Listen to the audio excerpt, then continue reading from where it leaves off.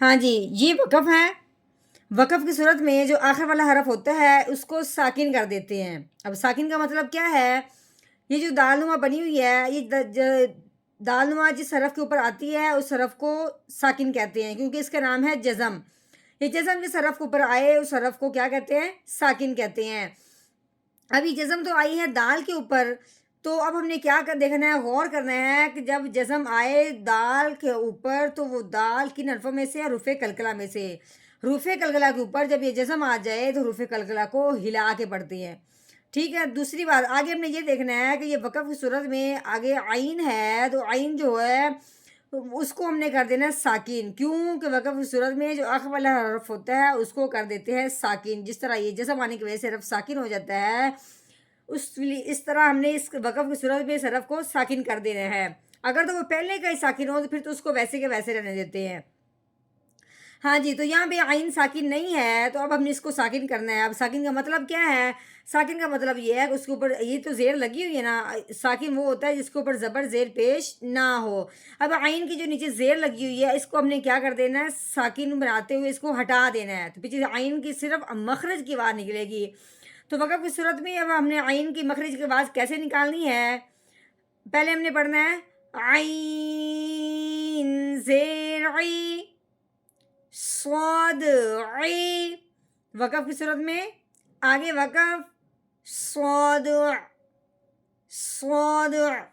ہاں جی، عین کی آواز ہم نے مخرج کی صرف نکالنی ہے، زیر کی آواز بالکل نہیں نکالنی۔ نحمده ونصلي على رسوله الكريم، اما بعد فاعوذ باللہ من الشیطان الرجیم، بسم اللہ الرحمن الرحیم۔ السلام علیکم ورحمۃ اللہ وبرکاتہ۔ امید ہے آپ سب خیریت سے ہوں گے، انشاءاللہ جہاں ہوں گے ایمان اور صحت کی نعمت سے مالا مال ہوں گے۔ ہاں جی، تو آغاز کرتے ہیں ہم اپنے آج کے سبق کا دعاؤں کے ساتھ، تو چلیے شروع کرتے ہیں۔ اللہم صلی علی سیدنا مولانا محمد وعلی آل سیدنا مولانا محمد وبارک وسلم۔ رب اشرح لی صدری ویسر لی امری واحلل عقدۃ من لسانی یفقہوا قولی۔ رب زدنا علما رب زدنا علما رب زدنا علما۔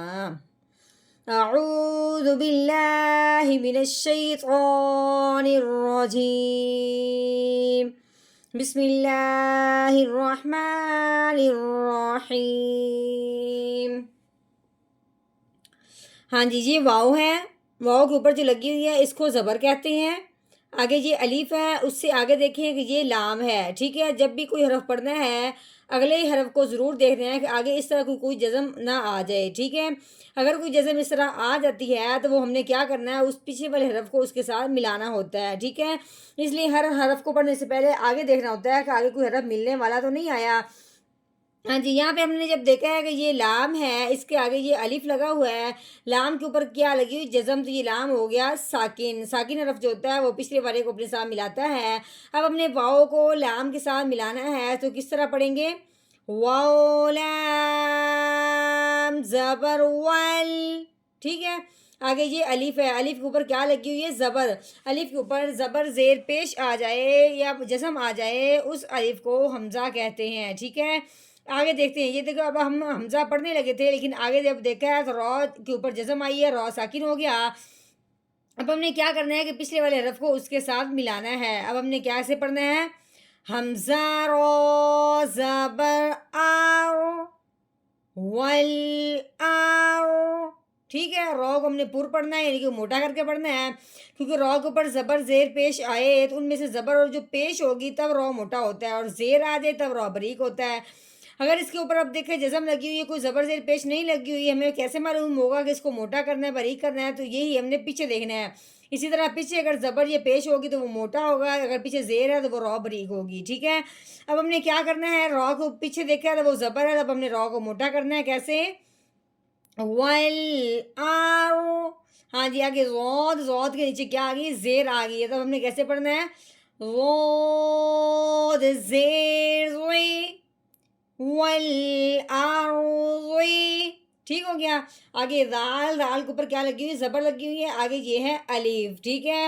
اب ہم نے یہ بات یہاں سمجھنی ہے کہ الف سے پہلے حرف پہ جب بھی زبر آ جائے تو اس حرف کو الف کے ساتھ ملاتے ہوئے ایک الف کے برابر لمبا کرتے ہیں. تو کیسے پڑھیں گے؟ رال الف زبر را. ٹھیک ہو گیا. ہاں جی آگے دیکھیں، یہ تا کے نیچے زیر ہے لیکن آگے الف تو ہے، آگے لام بھی ہے. اس سے آگے دیکھا ہے تو یہ کیا ہے؟ شد والا حرف ہے. تو اب ہم نے کیا کرنا ہے؟ تا کو اس الف لام کے بجائے اسے شد والے حرف یعنی صاد کے ساتھ ملانا ہے. تو کیسے پڑھیں گے؟ تا صاد زیر تس ذاتس. ٹھیک ہو گیا. آگے دیکھیں، صاد کے اوپر لگی ہوئی زبر، آگے دال کے اوپر پھر جزم آ گئی. ٹھیک ہے. اب جزم والا جو حرف ہوتا ہے وہ ساکن ہوتا ہے، پچھلے والے حرف کو اپنے ساتھ ملاتا ہے. اب ہم نے کیا کرنا ہے کہ ملانا تو ہے پچھلے والے کو اس دال کے ساتھ، لیکن اس دال کو یہ بھی دیکھنا ہے کہ یہ جزم والا حرف دال ہے. اور دال کو ہم نے خاص کیوں کیا ہے؟ کیونکہ دال حروف قلقلہ میں سے ہے. حروف قلقلہ میں سے کسی حرف کے اوپر یہ جزم آ جاتی ہے تو حروف قلقلہ کو ہلا کے پڑھتے ہیں.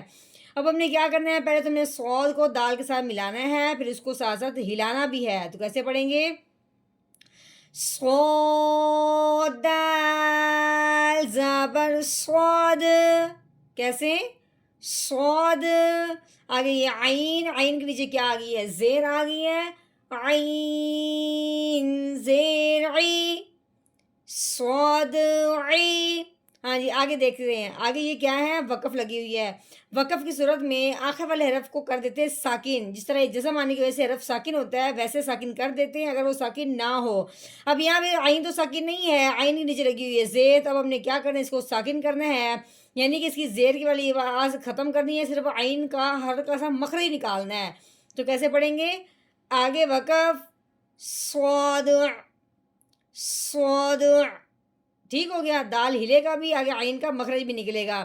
ہاں جی مکمل آیت کا توڑ تو کر لیا، اب ہم نے کرنا مکمل آیت کا جوڑ، وہ بھی روانگی کے ساتھ. تو چلو کیسے پڑھتے ہیں؟ شروع کرتے ہیں. اعوذ باللہ من الشیطان الرجیم. سورۃ الطارق مکیہ. بسم اللہ الرحمن الرحیم. والارض ذات الصدع والارض ذات الصدع